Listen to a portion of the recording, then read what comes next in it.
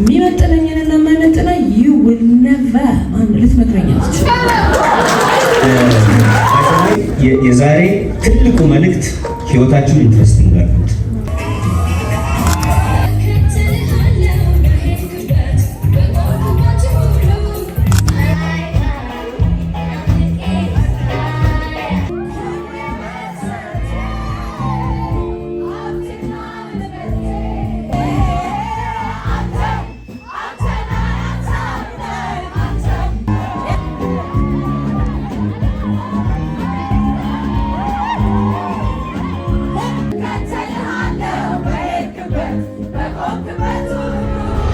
ዛሬ 15 ቀን እዚህ ቦታ ላይ ተገኝቼ የዳዊት ጽጌ ፕሮግራም እንደሚመስል አሳይቻችሁ።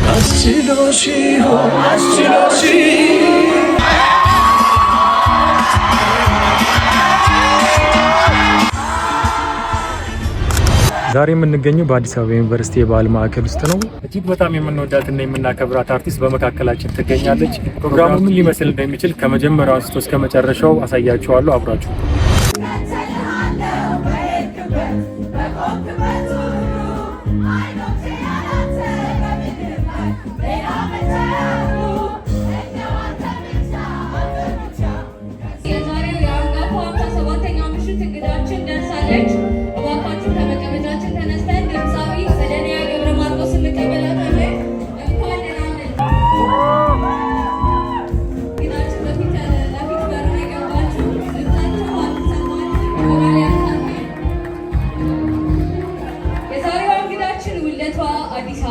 ልዩ ስሙ ካሳንቺስ በተሰኘው ስፍራ ላይ ነው።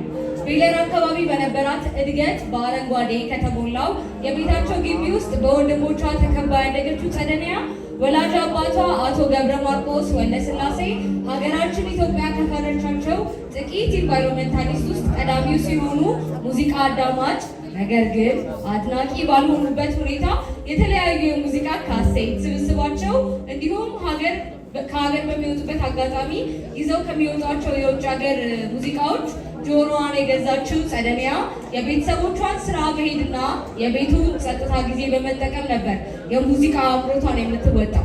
ከዛም አልፎ በቤታቸው በሚገኘው ሱቅ ውስጥ የሙዚቃ ግጥሞችን በአሮጌ ደብተሮቿ በመጻፍ አልፎ አልፎም ከካሴቶቹ ውስጥ ግጥሞችን በማግኘት አብራ በማለት የሙዚቃ ፍቅሯ በደማቁ ልቧ ላይ ተጻፈ።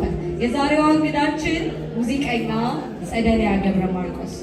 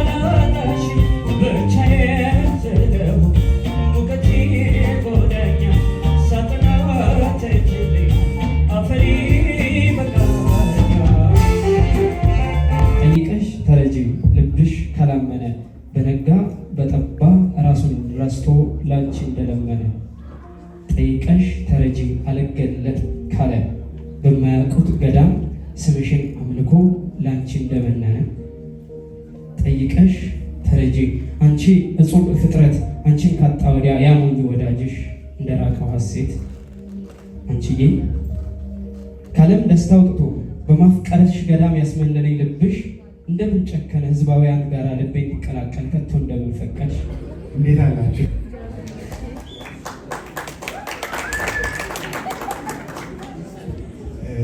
እንግዲህ የአንዳንድ ሰው አመጣጥ የተለየ ነው።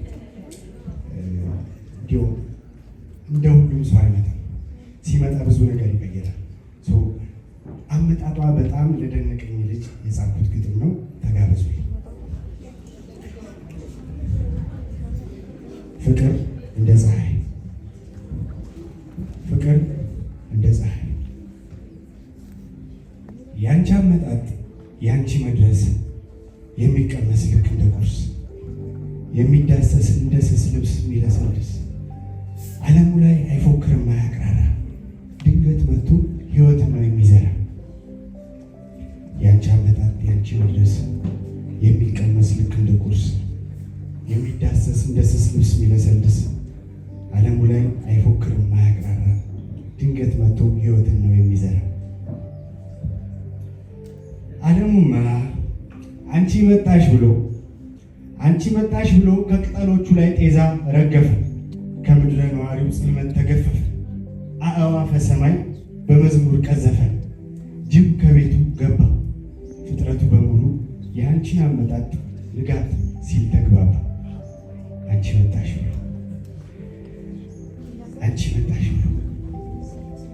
አንቺ መጣሽ ብሎ ቶሎ ነጋ ብሎ ብራ ቀን ነው ብሎ ሊለቅም ድንቡሎ ለማኝ ተሯሯጠ አይኑን ቀላወጠ፣ ባዛኝቷ ኬሻውን አንጥፎ ደጁ ተቀመጠ፣ ባዛኝቷ የሚል ዜማ ተደመጠ።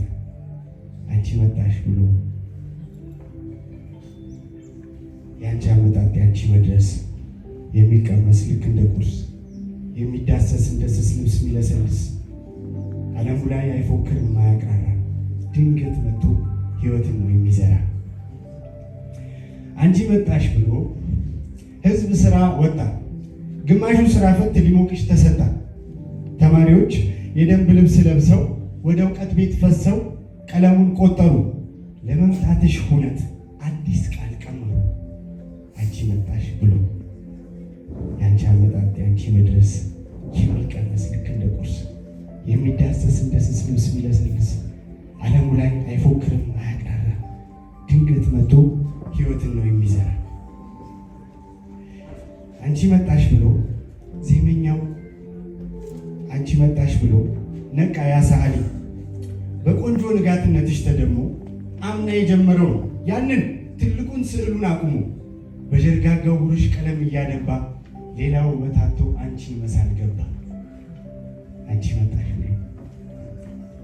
አንቺ መጣሽ ብሎ ዜመኛው አዜመ፣ ገጣሚው ገጠመ፣ መነኩሴ ያረመመ፣ ዲያቆኑ ደገመ፣ ጋተኛው ቃረመ። ስለ አንቺ መምጣት ሕይወት ተዘርቶበት ግዑዝ አዘገመ። የአንቺ አመጣጥ የአንቺ መድረስ የሚቀመስ ልክ እንደ ቁርስ፣ የሚዳሰስ እንደ ስስ ልብስ የሚለሰልስ ዓለሙ ላይ አይፎክርም አያቅራራ፣ ድንገት መጥቶ ሕይወትን ነው የሚዘራ። ታዲያ እኔነቴም ስትመጪ ነቃ፣ ድቅድቁ ጨለማ በአንቺ ያበቃ።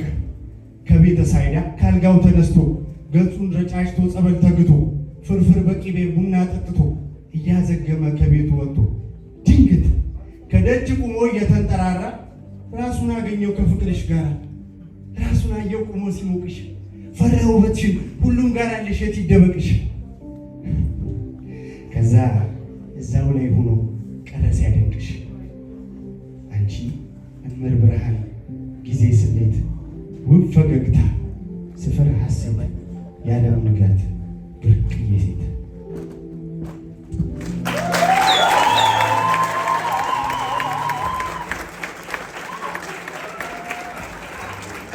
ሴጣን ቤት ቴዎድሮስ አደባባይ ጸደኒያ እንደኔ ወጣት ሆና ለማየት እንሄድ ነበር። በአቋራጭ የታክሲ ስለሌለን ወክ አድርገን እንደርስ ነበር። ዛሬ እዚህ ትመጣለች ሲባል አይ ዛሬ እንኳን አልቀርም ብዬ ከወዳጄ ጆርጋ መስፍን ጋር መጥቻለሁ። ጸደኒያ ነው። ሌሎቹንም እንግዶቻችንም ተማሪዎቻችን እኛን አክብራችሁ ስለትመጡ እጅግ አድርገን እናመሰግናለን። ተማሪዎቻችን ከነዚህ እንግዶቻችን ፓሾቴ ሜምበርስ እዚህ ያላችሁ ከነዚህ ቤቶች እንደምትዝናኑ እንደምትማሩባቸው አምናለሁ። ጎይንግ ፎርወርድ ተስፋዬና ቲሙን እያመሰገኑ እንዲሁ ወደ 2 ሳምንት በኋላ በጣም ጥሩ ፋንታስቲክ ሰርፕራይዝ የሆነ ኢቨንት ስለሚኖረን ዝርዝር አልናገርም። ተዘጋጅታችሁ ቆዩ። አመሰግናለሁ። መግቢያ ንግግር ይዘውልን ባይመጡ ሰርፕራይዝ የሆነ ኢቨንት እንዳለን ነግረውን ነው የወረዱትና ለሚኖረን የሰርፕራይዝ ኢቨንት ሁላችሁም ቢሬዲ።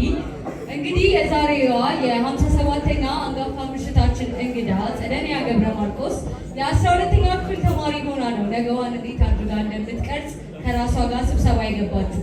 ከምትወደው ሙዚቃ ውጪ ራሷን መሳል ያልቻለችው ጸደኒያ ወደ ህልሟ አንድ እርምጃ መጠጋት ጀመረች። ትማርበት ከነበረው የካቶሊክ ትምህርት ቤትም አይደለም፣ በቅርቧም ከሚገኘው የቀበሌ ማዕከል አልነበረም። ህልሟን አሻግራ የተመለከተችው ጸደኒያ ገብረ ማርቆስ በበፊት መጠሪያ የሴጣን ቤት በተሰኘው በመቀጠልም ደግሞ ደብረ ያሬድ አልፎም ሜጋ ቲያትር የሚል ስያሜን ባገኘው ክበብ በዓለም አቀፍ ተወዳጅነትን ባተረፈችው ሙዚቀኛ ዊትኒ ሂውስተን ሴቭ ማይ ላቭ ፎር ዩ በተሰኘው ሙዚቃ ነበር ተወዳድራ መቀላቀል የቻለችው። የእንግሊዝኛ ሙዚቃ መጫወትን ራሷን አስተምራ ሳድጋ ታላቋን የሙዚቃ ባለሙያ የዛሬዋን ተወዳጅ ድምፃዊ ሰርታ ያለፈችበት ስፍራ መሆኑንም እርሷም ታነሳዋለች እና ደብረ ያሬድ ባለውለታዬ ነው እያለች በተለያዩ ኢንተርቪዎቿ ላይ ትናገራለች ማለት ነው። እና የዛሬዋ እንግዳችን ጸደኒያ ገብረ ማርቆስን የምትወዱ ልትታደሙ የተገኛችሁ ሁሉ ፍቅራችሁ አይታየኝም፣ ሞራል አይታየኝም። እንግዲህ በምናቀርበው ፕሮግራሞች እየተዝናናችሁ እንደሆነ ተስፋ አደርጋለሁ። ወደ ምዕራፍ 2 ፕሮግራማችን እንሄዳለን። በምዕራፍ 2 ፕሮግራማችን ወግ፣ ሙዚቃና የሞዴሊንግ ስራዎችን የምናገኝ ይሆናል። የወግ ስራውን የእሱ ስራ ይዞልን ይቀርባል። ሞዴሊንጎችን በልዩ ሁኔታ ተዘጋጅተዋል። አፎሚያም በቸሊና ሳይ ባይ ልትለን እየጠበቀችን ነው። ሁላችሁም አብራችሁ ቆዩ። የዛሬው ፕሮግራም በማጋፈር አብሬያችሁ ያለሁት እኔ አብስራ ሰፋ ነኝ። አመሰግናለሁ።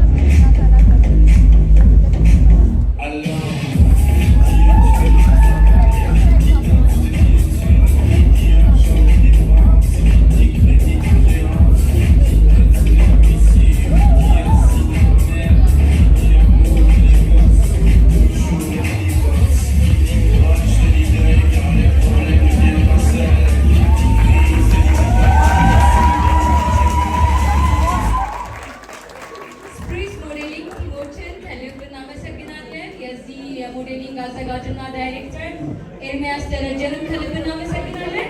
እስከ ዳር ዲዛይን ሀገረኛ በሆኑ ግን ደግሞ እሷ ጋር ብቻ በምታገኟቸው ካዥዋል ዲዛይኒንጎች የተለያዩ ስራዎችን ታቀርባለች። ዲዛይነር ናት፣ ሰዓሊ ናት። በሁሉም ሶሻል ሚዲያ ላይ እስከ ዳር ብላችሁ ብታገኙ፣ እስከ ዳር ዲዛይን ብላችሁ ሰርች ብታደርጉ ታገኙታላችሁ። ተመጣጣኝ ዋጋ አላት። በተለይ ደግሞ ለተማሪዎች ልዩ ቅናሽ አላት። ስልክ ቁጥሯን ነግራችኋለሁ 0944 88 88 33 በዚህ ቁጥር ማግኘት ትችላላችሁ። አፎሚያን ሙዚቃ እንድታቀርብልን ወደ ስቴጅ ጋብዛታለሁ። አመሰግናለሁ።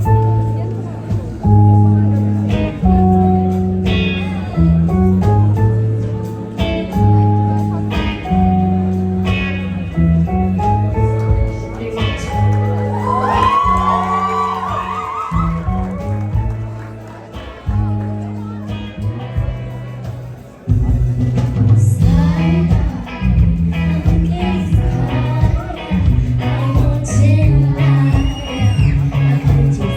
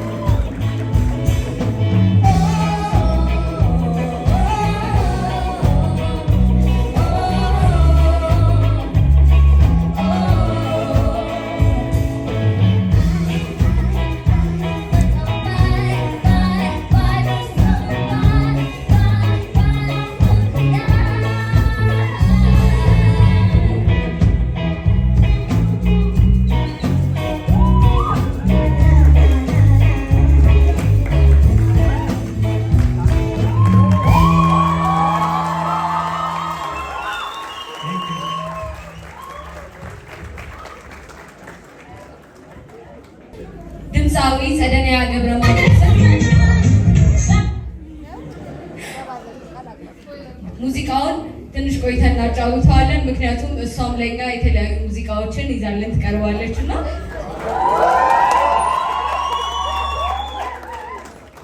እሺ እንግዲህ የዛሬዋ እንግዳችን ጸደንያ ገብረ ማርቆስ ከ1989 ጀምሮ ሜጋ ቲያትር፣ ማክሲስ ክለብ፣ ኮፊ ሃውስ፣ ላይን ክለብ ውስጥ ከተለያዩ ባንዶች ጋር አስገራሚ ስራዋን ስታቀርብና ችሎታዋን በማስፋት ከእንግሊዝኛ ሙዚቃ ባለፈ በአማርኛ ስራዎች ሀገርን ዓለም አቀፋዊ እይታ ውስጥ በማስገባት ከፍ ለማድረግ በጀመረችው ጉዞ በ1992 ዓ.ም ነበር የመጀመሪያ አልበሟን ለአድማጭ ያደረሰችው።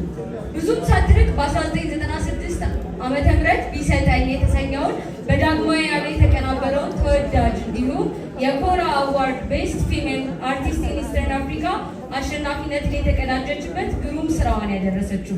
በመቀጠልም በ2008 ዓ.ም ሶስተኛ አልበሟን የፍቅር ግርማ ለአድማጭ ወዳጆቿ ያደረሰችው። በዚህም ስራዋ የአፍሪማ ቤስት ፊሜል አርቲስት ኢን አፍሪካን ኢንስፓይሬሽናል ሚውዚክ ሁለተኛ ድሏን ተቀዳጅታለች። የዛሬዋ የድምፃዊ አንጋፋ እንግዳችን ጸደንያ ገብረ ማርቆስ።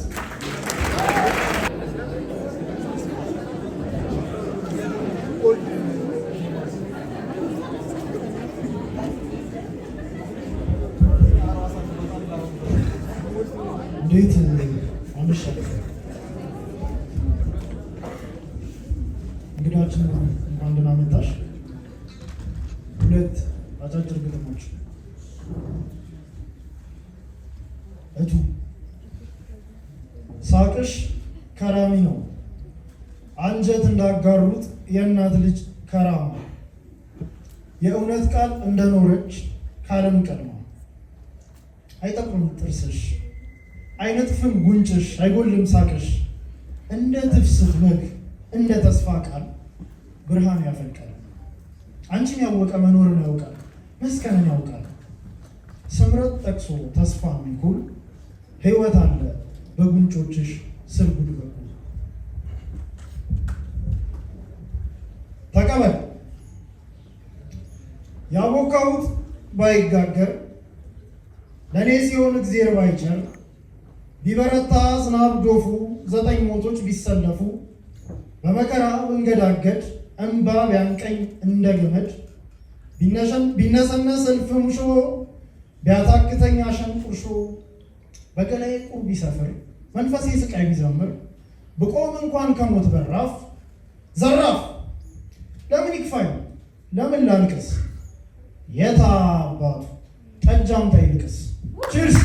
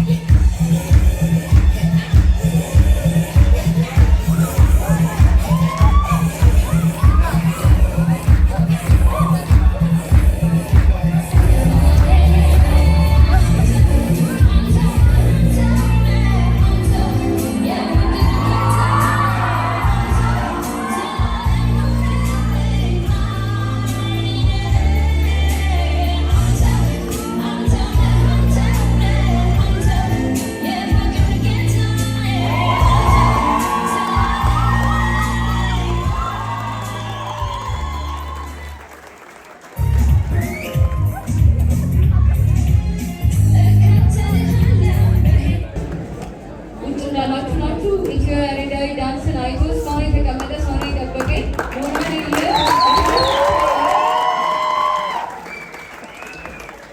ኢትዮ ያሬዳዊ የዳንስ ቡድኖችን ከልብ እናመሰግናለን።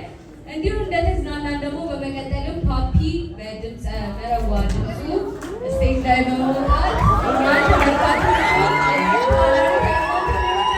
አብራችሁ ቆዩ።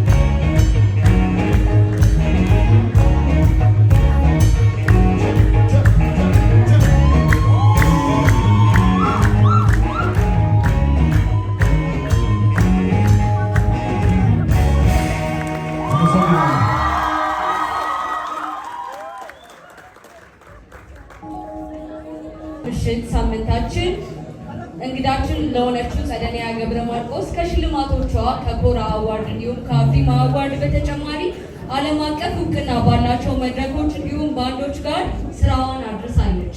ከእነሱም ውስጥ ኤታውን ኮልድ አዲስ በተሰኘው ስራ ከደብ ኮለስ ባንድ ጋር በአስገራሚ ጥምረት ድንቅ ብቃቷን በድምፃዊነትና በሙዚቃ ድርሰት ላይ በመሳተፍ አሳይታናለች። እንዲሁም ከግርማዊ ፍራሸዋ ጋር በበርካታ የአፍሪካ ሀገራት አካላ ከመጣችና የበለጠ የሙዚቃ አድማሷን ካሰፋች በኋላ ነው እንደነ እውነቱ ንገረኝ የተሰኙ ሙዚቃዎቿን ለአድማጭ ያደረሰችው። በተጨማሪም የፊልም ማጀቢያ ሙዚቃዎችን በአስገራሚ ሁኔታ አዋህዳ በማቅረብ ትታወቃለች። ከሙዚቃ ባለሙያነቷ ባሻገር ብርቱ እናት ናት። ስለ ሴቶች በሚደረጉ ንቅናቄዎችም ላይ በግንባር ቀደምትነት ተሰይማ እናገኛታለን። የዛሬዋ የ57ኛ አንጋፋ የፍቅር ግርማ ብለን በሰየምነው የኪነ ጥበብ ምሽታችን እንግዳችን ድምፃዊ ጸደኒያ ገብረ ማርቆስን ወደ መድረክ ትጋብዙልኛላችሁ።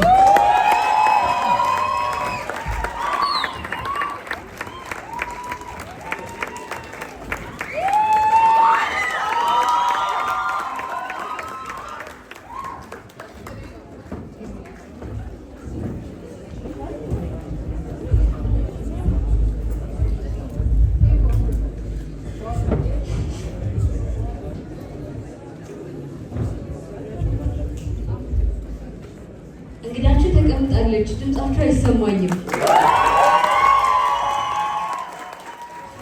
ስለመጣች ከልብ እናመሰግናለን።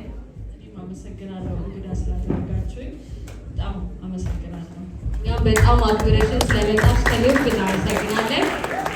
እንግዲህ ከዛሬዋ እንግዳችን ጸደኒያ ገብረ ማርቆስ ጋር ትንሽ ልጫወት አይደለም ስላሏት የሙዚቃ ጆርኒዎች፣ ስለተለያዩ የላይፍ ስኪሎቿ ትንሽ አብረን እንጨዋወታለን። አብራችሁን ቆዩ። ጸደኒያ በትላልቅ መድረኮች ላይ ስቱዲዮ ድምፅ መቅዳዎች ውስጥ ራስሽን ከማግኘትሽ በፊት ሙዚቃ ላንቺ ዝም ብሎ የትርፍ ጊዜ ማሳለፊያ ሳይሆን ህይወትሽን ሙሉ ልትሰጪው የምትፈልጊው የህይወት መስመርሽ እንደሆነ ያወቅሽው በስንት ዓመትሽ ነበረ? የወሰንሽውስ የመጀመሪያ እርምጃሽ ምን ነበረ? በመጀመሪያ ስለኔ ከማውራቴ በፊት እዚህ መድረክ ላይ ያቀረቡት በሙዚቃውም በግጥሙም በስነ ጽሁፉም በእውነት በጣም ደስ የሚልና ተስፋ የሚጥል አዲስ ትውልድ ወደ ሙያው በሙሉ ጉልበቱ እየመጣ እንደሆነ የሚያሳይ ነገር ነው ያየሁትና በጣም ደስ ብሎኛል። ሲቀጥል ደግሞ ስለኔ በጣም ብዙ ታውቂያለሽ። እኔ ሴትዮ ከኔ በላይ ታውቂያታለሽ ማለት ይቻላል እና በጣም ገርሞኛል። ያቀረብሽበት መንገድ በጣም አመሰግናለሁ። እኔ በጣም አመሰግናለሁ። በተረፈ እንግዲህ ሙዚቃ ወይ ኪነ ጥበብ በአጠቃላይ ወይም ደግሞ አንድ የሰው ልጅ የሚፈልገውን ነገር ለማድረግ ሁኔታዎችን የሚወስነው በአንድ ቀን ተነስቶ አይደለም። በነገራችን ላይ ብዙ ጊዜያቶች የተጠራቀሙ ምኞቶች፣ ፍላጎቶች፣ ህልሞች እነሱ ተጠረቃቅመው መጥተው ነው የሆነ ሰዓት ላይ የሚፈነዱት እንጂ የሚጀምሩት ሰብካንሽስ በደንብ በቃ ሳያውቀው ኮንሽስ ሳይሆን ቀደም ብሎ ነው ነገርየው የሚጀምረው እና ከልጅነቴ ጀምሮ በእርግጥ እንዳልሽው በድብቅ በምን ቢሆን ሙዚቃ በማዳመጥበት ሰዓት ሳላውቀው ያኔ ነው ጉዞ የጀመረው ያኔ ነው ማለት ይቻላል። በእርግጥ ሙዚቃን በቃ ከዚህ በላይ ሌላ ነገር ማድረግ አልችልም ብዬ እንደወሰነ ያደረገኝ በቃ ያው እንደ ማንኛውም ኤርሊ 20ዎቹ 10ዎቹ መጨረሻ ላይ ነው ይህንን ውሳኔ ያደረኩትና ራሴን ሳስባት በቃ ሌላ ነገር ላይ ልትታየኝ አልቻለችም። ሌላ ነገር ላይ ምንም በቃ ልትታየኝ አልቻለችም። ሙዚቃን ሳዳምጥ የሚሰማኝን ደስታና የሚሰማኝን በራስ መተማመንና ይሄ የውስጥ መነሳሳት እሱን ሳስበው ከዚህ ውጭ ሌላ ነገር ታዲያ ምን ልሰራ እችላለሁ ብዬ በኤርሊ ስቴጅ ነው ራሴን መጠየቅ የጀመርኩት በልጅነት እና ትምህርት ቤቶችን መሄድ የነበረው ተጨማሪ ከ12ኛ ክፍል በኋላ ትምህርቶችን ማር የነበረው ያው ቤተሰብ ስላስገደደኝ እንጂ እኔን በአካዳሚክ መድረክ ውስጥ አገኘዋለሁ ብዬ አስቤ አላውቅም። ግን ያው ቤተሰብ ጫና ስለሚኖርብሽ እሱን ለማስደሰት ስትይ ታደርጊዋለሽ። ከዛ በተረፈ ግን በልጅነት እድሜ የወሰንኩት ይሄ ነገር ከዚህ ውጭ ሌላ ነገር ልሰራ አልችልም ብዬ ቁርጥ አድርጌ ወሰንኩኝ። መታደል ነው በለጋ እድሜ ውስጥ ወደፊት መሆን የሚችሉትን ነገር ለይቶ ማወቅና ወደ ቀጣይ ጥያቄ ይልፍ። ከ1989 ጀምሮ በነበረሽ የሙዚቃ ጉዞ ሜጋ ቲያትር፣ ማክሲስ ክለብ፣ ኮፊ ሃውስ፣ ላይን ክለብ ውስጥ አስደማሚ ችሎታሽን ካዳበርሽ በኋላ በ1992 ዓ.ም የመጀመሪያ አልበምሽን በመቀጠልም በ1996 ደግሞ ሁለተኛ አልበምሽን ቢሰጠኝን ሶስተኛ አልበምሽን ደግሞ በ2008 ዓ.ም ነው ለአድማጭ ያደረሽው እና የመጀመሪያ ያለቀለት ካሴትሽን ወይም ደግሞ አልበምሽን በእጅሽ ስታዊው የተሰማሽ ስሜት ምን ነበረ? እንዲህ ነው ብዬ ልገልጽልሽ አልችልም። ምክንያቱም እንዳልኩሽ ነው ራስሽን ለቤተሰብ የደረስሽበት ሁኔታ ማሳመን መቻል አለብሽ። እንደገና ደግሞ ያንን የመጀመሪያ አልበሜንም ለመስራት የመጣሁበትን መንገድ አውቀዋለሁ። እንግዲህ ሜጋ ስቀጠር እንግሊዘኛ ሙዚቃ በሚል ነው የተቀጠርኩት። እንግሊዘኛ ሙዚቃ በሚል ተቀጥሬ ግን ያው ራስሽን ትጠይቂያለሽ፣ ታሰላስያለሽ አይደል? ኦኬ እንግሊዘኛ አሪፍ ነው፣ በቀላሉ ሰውን መሳብ ይችላል። ግን እንደ ካሪየር እንደ ስራ እንደ ሙያ ይዤው ቀጥላለሁ ብዬ ካሰብኩ ለምንድን ነው አማርኛ ሙዚቃዎች ላይ ስመሳተፍ የማልችለው? የማልሰራበት ምክንያት ምንድን ነው ብዬ ራሴን ፑሽ አረግ ነበረ እና ትንሽ ተጽዕኖዎች ነበሩ። አንቺ የተቀጠርሽው እንግሊዝኛ ሙዚቃ ስለሆነ አማርኛ ሙዚቃ መስፈን አትችልም የሚባሉ ብዙ ተጽዕኖዎች ነበሩ። በጣም ብዙ ውጣውረዶችና ጭቅጭቅ በኋላ በጉልበቴ ነው ያደረኩት ራሴን ማሳመን ስለነበረብኝ። ያ ሙዚቃ ካሴት አልበሙ አልቆ ደግሞ ራሴውን ፕሮዲውስ ያደረኩት። በነገራችን ላይ በጣም ጎበዝ ነኝ ገንዘብ ስቋጠሩ በጣም አላማና ቅላማ ስለነበረኝ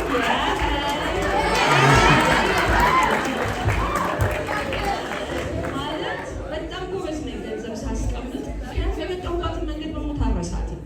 ምክንያቱም አንድ የሆነ ነገር መሰናከል ቢኖር የአባቴ ድምፅ ነው ትዝ የሚልም። ምክንያቱም እሱን የማውቀው ነገር የለም ብዬ ከቤት ተባርሬ ወጥቼ ነው። በነገራችን ላይ ፎር ኢንፎርሜሽን ከቤት ተባሮ መውጣት አለ፣ ሙዚቃ መስራት አለብኝ ብሎ መደንፋት አለ፣ ምን አለ እና ይሄንን መንገዱን ለማስተካከል ብዙ ነገሮችን ተቆጣጥሬ ነው የምኖር የነበረው እና በጣም ገንዘብ አጠራቅማለሁ። ያኔ ሰው ሙዚቃ ቤት ሄዶ ምን ብሎ አሳታሚ ፈልጎ ሲሰራ ጽድ ነገር ዋናስ ግን ገንዘቤን ቁጭ አድርጌ ነው ገዴና ነው የሚሰራው።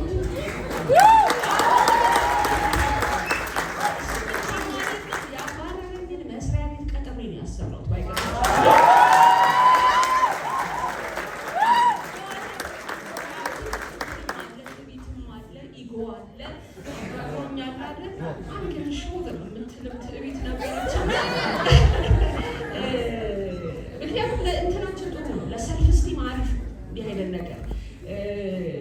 ያባረራችሁን አትችሉም፣ አሪፍ አይደላችሁም ብሎ ያላችሁን አካል መጋፈጥ ለሰልፍ ስቲም በጣም አሪፍ፣ አትፍሩት።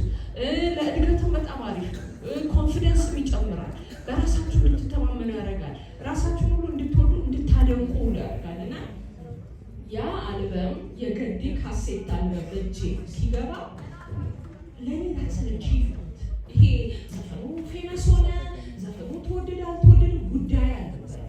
ግን በዛን ሰዓት ብዙ ፕሮቭ የማደርጋቸው ነገሮች ስለነበሩ የዛ ምልክት ስለሆነ በጣም ትልቅ ቦታ ነበረው ለእኔ። ያን ያህለው የለፋውበት ልጅ ብዬ ነው። ብዙ ኢሞሽኖች አሉበት። እንግዲህ ለሰማችሁ የዩኒቨርሲቲ ተማሪ እንደመሆናችን ገንዘብ ስቋጥር ጎበዝ ነኝ ብላናለች። እንዳለችን ክሎኬት ሁላችሁ። እሺ ወደ ሶስተኛ ጥያቄያችን እንገባለን። በ2004 ዓ.ም የመጀመሪያ አልበምሽ ቢሰጠኝ ውስጥ በተካተተው በፈረንጆቹ በ2004 ዓ.ም በመጀመሪያ አልበምሽ ቢሰጠኝ በተካተተው እወድሃለሁ ሙዚቃ የኮራ አዋርድ ቤስት ኢስት አፍሪካን ፊሜል አርቲስት ማሸነፍሽ ይታወቃል እና የግል ድልሽ ብቻ ሳይሆን እንደ ሀገርም ትልቅ ሀገርን የሚያስጠራ አጋጣሚ ነውና ከዛ ሽልማት በኋላ ጸደኒያ ወደፊቷን ስትስለው ከነበረው በላይ እንደ አንድ አርቲስት እንዴት ቀረጻት? እንግዲህ ይሄ በአፍሪካ ላይ የሆነ አሻራን የማሳረፍ ነገር የተጀመረው ከሱ ከአንድ ዓመት በፊት ነው። ቅድም እንደገለጽሽው ከግርማይ ፍራሸዋ ጋራ 9-10 አፍሪካ ሀገራትን ስንዞር የተማርኩት ነገር ምንድን ነው? አሁን እንግሊዝኛ በምዘፍንበት ሰዓት ሰው ዝም ብሎ ያው ባይ ዲፎልት የሚመስለው በቃ እንግሊዝኛ ዘፈን የምትዘፍኝነሽ ዓለም አቀፍ ሄደሽ እንግሊዝኛ ትዘፍኛለሽ አይነት ስሜት ነው አብዛኛው ጋር ያው የልጅነት ያለ ኢመቹር የሆነ አስተሳሰብ ነው። በእንግሊዝኛ ሙዚቃ በቃ ብዙ ነገር መስራት ትችያለሽ የሚል አስተሳሰብ ያመጣል ሰው ነው። እንደዛ ሊሆን አይችልም። ምክንያቱም አንደኛ ኢትዮጵያዊ ነኝ፣ ሁለተኛ ቋንቋዬ ነው። እንደገና በእንግሊዝኛ ሙዚቃ ወደ ላይ እንደገና ማርኬት ውስጥ ለመግባት በጣም የማይሆን ነው። 2003 ላይ የተገነዘብኩት ነገር ምንድነው? ከግርማይ ፍራሸዋ ጋር አፍሪካን ስንዞር በራስ ቋንቋ የራስን ሙዚቃ ለዓለም አቀፍ ጆሮ ለዓለም አቀፍ መድረክ ማቅረብ እንደሚቻል ያየሁበት መድረክ ነው። ምክንያቱም በፒያኖና አንድ ኢትዮጵያዊ በአማርኛ ለዛው ከባባድ የኢትዮጵያ ቅኝቶች እነ አንቺሆዬን እነ አምባሰልን እነ ትዝታን እነ ባቲን ነበር በብዛት የምንሰራ የነበረው። በጣም ቀላል ነበር። ለካ ሰው የማያውቀውን ነገር ስንሰጠው ነው የበለጠ ለካ የሚሳበው የሚለውን ነገር እንድረዳ ነው ያደረገኝ። ከዛ ያው 2004 ላይ ኮራ ሚውዚክ አዋርድ የሚባል የኦል አፍሪካን ኮምፒቲሽን አለ ሲባል ኦኬ እንላክ ተባለ። በእርግጥ አሸንፋለሁ የሚል ሀሳቡም አልነበረኝም። ምክንያቱም ያው እንደምትገምችው ነገር አለ አይደል? እኔ መሳተፉን አስቤ ነው የተሳተፍኩት እንጂ ያን ያህል ትልቅ ህልም አሸንፌ እመጣለሁ የሚል አይነት ሀሳብ አልነበረኝም። መሳተፉንና ኤክስፒሪየንሱን ልምዱን ለማየት ነው የሄድኩት። ከዛ በጣም በሚገርም ሁኔታ ያው ሽልማቱን ይዘን ስንመጣ እንደገና ሌላ በራስ መተማመንን ማለት ለሽልማትም ለካ መብቃት ይቻላል። ከአገራችን ቴሌቪዥኖች፣ ሬዲዮኖች፣ መድረኮች በዘለለ ኢትዮጵያዊ ሙዚቃ ለካ ለሽልማት ማብቃት ይቻላል የሚለው ለእኔ ብቻም ሳይሆን ለሌሎች ኢትዮጵያውያን የኪነ ጥበብ ሙያ ላይ ያሉ ሰዎች ትልቅ በር የከፈተ ጉዳይ ነው እና አድማስሽም ከፋት አድርገሽ ሰፋ አድርገሽ እንድታይ ያደርግሻል። ከዛ በኋላ እኔ ምን ውስጥ ገባው? ኦኬ ይሄ ነገር ለካ በእንዲህ መልክ ዓለም አቀፍ መድረክ መሳተፍ ይቻላል፣ መግባትም ይቻላል የሚለው ነገር ላይ በጣም ማትኮር ጀመርኩ እና መንገዱን የከፈተልኝ አጋጣሚ ነው። እሺ ይሄንን ጥያቄ ከመጠየቄ በፊት እኔ ይሄንን ኢንተርቪው እያዘጋጀው በነበረበት አጋጣሚ እየሰራው የነበረው ሪሰርች ላይ አንድ ከደብ ኮሎሰስ ከተሰኘ ባንድ ጋር የሰራችውን ስራዎች ስፖቲፋይም ላይ ማግኘት ትችላላችሁ፣ ዩቲዩቦች ላይ አሉና አደመጥኳቸው። በእውነት ትገረማላችሁ፣ ታመሰግኑኝም አላችሁና በወትሮ ከተለመደው የሙዚቃ ስልት መተሽ ነው ከደብ ኮሎሰስ ከተሰኘው ዓለም አቀፍ የሙዚቃ ባንድ ጋር ለየት ያለ ሙዚቃን ለመስራት ብዙሃንን አስደምመሻል እና ይህ ለየት ያለ ሙዚቃ ጉዞ መጀመርሽ እስካሁን በሙያው ላይ ለቆየሽባቸው እንዲሁም ደግሞ ለምትቆይባቸው ጊዜያት ምን ያህል ረድቶሻል? ምን ያህል አግዞኛል ብለሽ ታስቢያለሽ? ጥሩ ጥያቄ ነው። እንግዲህ ይህ ከደብ ኮሎሰስ ጋር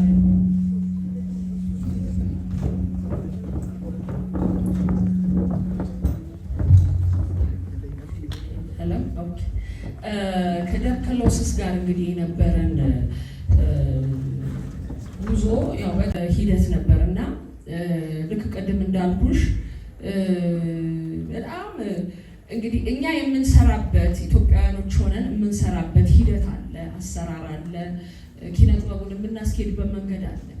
እንዲህ አይነት ዓለም አቀፍ መድረክ ስትገቢ ደግሞ ሌላ ነው ማለት እነሱ ተራቀቡበታል፣ ረጅም መንገድ ሄደዋል፣ ስርዓት አላቸው፣ የሚያስኬዱበት ነገሮችን የሚያስኬዱበት ስርዓት አላቸው እና የተሳተፍንባቸው መድረኮች በጣም ቀላል አይደሉም። እንግዲህ 4 ዓመት ይሆናል ያንን ፕሮጀክት ያስቀጠልነው እኔ ብቻ ሳልሆን እንግዲህ ደብ ኮሎሰስ የሚያሰኘው ግሩፕ በመሰለሽ 8 እንግሊዛውያኖች እና 5 ኢትዮጵያውያኖች ነን የነበርነው።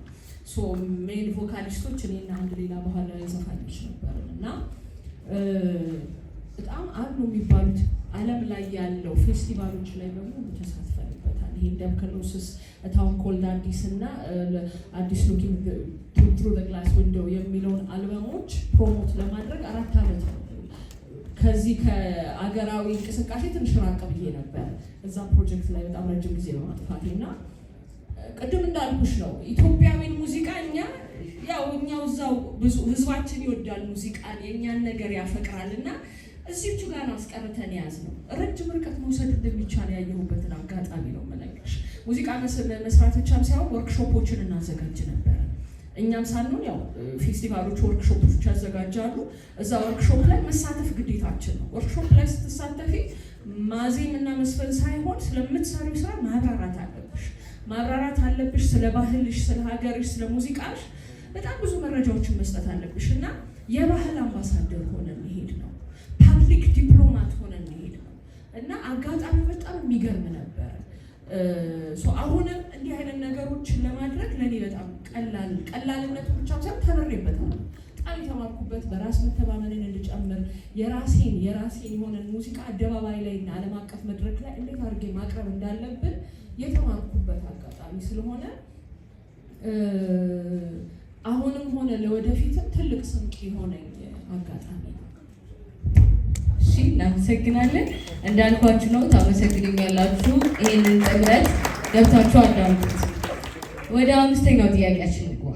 በሀገራችን ኢትዮጵያ የፊልም ታሪክ ውስጥ ከማንረሳቸው ፊልሞች መካከል ሃሪየት በተሰኘው ፊልም ውስጥ እንዳይረሱ ካደረጋቸው ነገሮች መሀል ያንቺ ማጀቢያ ሙዚቃ ነው ሲባል ይነሳል እና ገጸ ባህሪዋን ተረድተሽ ያንን የመሰለ ስሜት የሚነካ ሙዚቃ ከመጫወትም ለገጸ ባህሪዋ የትወና ህይወት የሰጠም ነው ብዬ አስባለሁ እና ትወና ለመሞከር አስበሽ ታውቂያለሽ? እንደሰማሁት ከሆነ በጣም የቲያትር ወዳጅና አፍቃሪ ነሽ እና ጸደኒያ ገብረ ማርቆስ በተዋናይ መልክ እንዳናያት ምን ያዘን? ራሴን ያስኳት ራሴው ነኝ። ምክንያቱም ለሙያው ክብር ስላለኝ ነው፣ ለሌላ አይደለም እና በጣም ልፋትና ክብደት ያለው ስራ እንደሆነ ስለማውቅ ቲያትር በጣም እወዳለሁ። በተለይ ክላሲክ የሆኑ ቲያትሮች እወዳለሁ። አገራዊ የሆኑ በጣም ቆየት ያሉ ሂስቶሪካል የሆኑ ቲያትሮችን በጣም እወዳለሁ እና እንደምታውቁት ጓደኛ ያደርገው አሰፋ ነች፣ ትወና ውስጥ ያለች ነች እና ሁሌ ትጨቀጭቀኛለች። አንቺ ስቲቨን ስፒልበርግ እስኪመጣ ነው የምጠብቂው ትለኛለች። ሁሌ ጊዜ ትጨቃጨቀኛለች እና አይ ቲንክ አሁን ጉሮሮዬን ይዛ ሳታሰራኝ አትቀርም።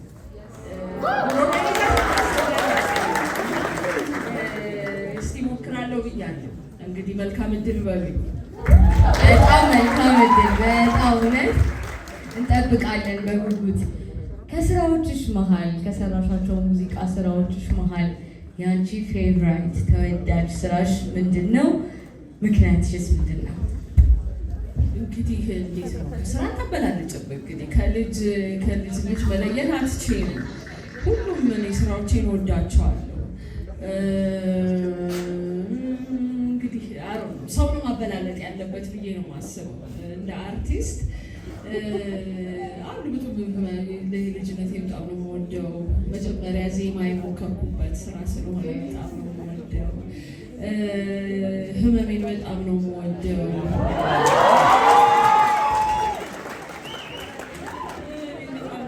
ስራ የተሰራበት የራሱ የሆነ ታሪክ ያለው ከማላውቀው ሰው ብዙ ነገሮች አሉ እና አሰራሩ ቅንብሩ ላይ ራሱ በጭቅጭቅ የሰራ ነው። የራሴ ስሜቶች የነበሩበት ናቸው። የፍቅር ግርማን በጣም ወደው ሚውዚክ ቪዲዮ የተሰራበት ስቶሪ ሳገ በጣም ደስ ይላል። ታሪኩ የተነሳንበት ሀሳብ በጣም ደስ የሚል ነገር አለ። ወድሃለው በጣም ነው ወደው የተሸለምኩበት ነው። ተውሉ መከተል አንተ ላይ በጣም የሚገርም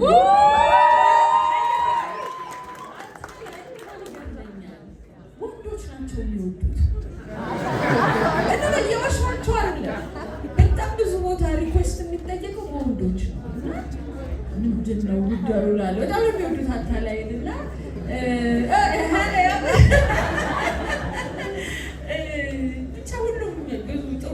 ለኔ ሃሪየት አሁን በጣም ቻሌንጅ ያደረገኝ ስራ ማለት የመጣልኝ ግጥም ዜማውን እኔ ነኝ የሰራሁት፣ ግጥሙን እኔ አይደለሁም እና it was so challenging። ግጥሙ የለመድነው አይነት የዜማ አይነት ግጥም አይደለም ተሰርቶ የመጣው።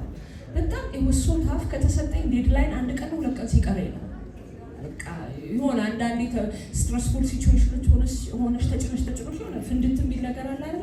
እንደገና ፊልሙን ሳየው የመሲን ሁኔታ በተለይ ፍለጋ ላይ ከተማ ላይ የምትንከራተትበትን ፓርት ሳየው በቃ እሱ ነው ትሪገር ያደረገልኝ እና ያንን የት ብዬ ልፈልግህ የምትለውን ፓርት እሱ ነበረ በተለይ በጣም ከባድ ሆኖብኝ ነበር። እንዴት ነው የማደርገው የሚለው ነገር ከብዶኝ ነበር እና በኋላ ነው አንዳንዴ ከስቶሪ በመነሳት የሆነ የሚጨርሽ ነገር ይፈጥራል እና በኋላ ውጤቱ በጣም የሚገርም ነበረው። በጣም ሰው የወደደው ሙዚቃ ነበር እና ሙዚቃዎችን በሙሉ ወዳቸዋለሁ። እኛ ሙዚቃዎችን በሙሉ እንወዳቸዋለን። እንግዲህ መቆየት ደጉ ብዙ ያሳያል። እዚህ ቁጭ ብላችሁ ከጠበቃችሁን የምትወዳቸው ሙዚቃዎች የማዳመጥ ቻንስ ይኖራቸዋል።